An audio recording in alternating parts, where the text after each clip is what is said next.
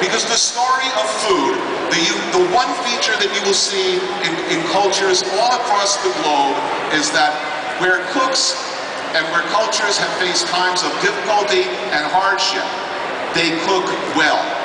I like to quote A.J. Liebling, a great writer, who talks about cooks who are free of the crippling handicap of affluence. You're never going to learn how to cook if you're just chin deep in filet mignon, the most boring piece of meat in the world, and lobster. The history of cooking are people who had to deal with tough shoulders, with shanks, with all those little nasty bits, with second best vegetables.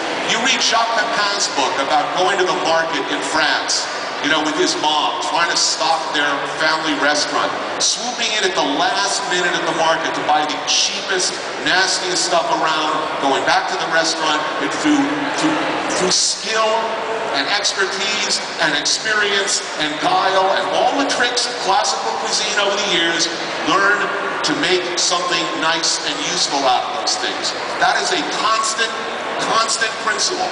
And on the very high end, you see this same principle being applied.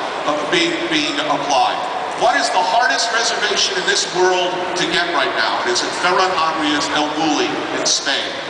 The most forward-thinking, 50 years from now, he's the Jimi Hendrix of cooking, the Charlie Parker. It's like, when you heard Hendrix play guitar for the first time, it was like, you've never heard noises like that come out of the guitar. Eating at El Bulli is like that. But what is Ferran really about? What is he doing? Ferran's whole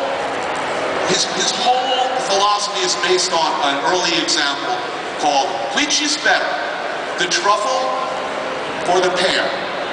Okay? The truffle costs $1,000, the pear costs 50 cents. Perfect pear in season, 50 cents. White truffle in season, $1,000. Okay, we know which one's more expensive.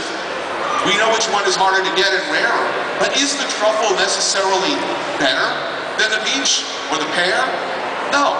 And what he's doing at El Bulli is treating a pear or a peach with the same kind of respect and creativity that people chuck truffles around. And he's made some very, very interesting advances in that area. I talk about the crippling handicap of affluence, or as Liebling also says, he talks about how millionaires are almost always doomed to be dilettantes at the table.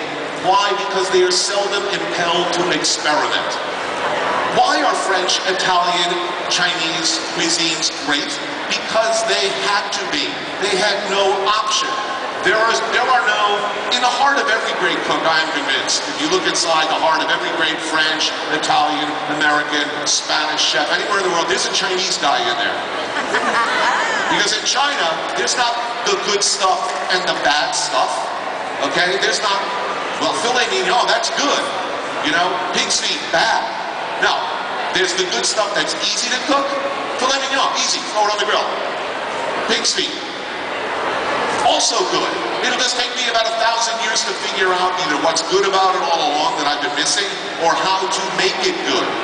And through time, like Pepin, time, experience, and of course that most important thing in professional cooking, repetition, you learn to make something wonderful and soulful out of chicken feet, duck's tongues, hooves, snouts, cheeks, basically the menu at every Mario Batali restaurant, which is why I love it. Let's use some examples here.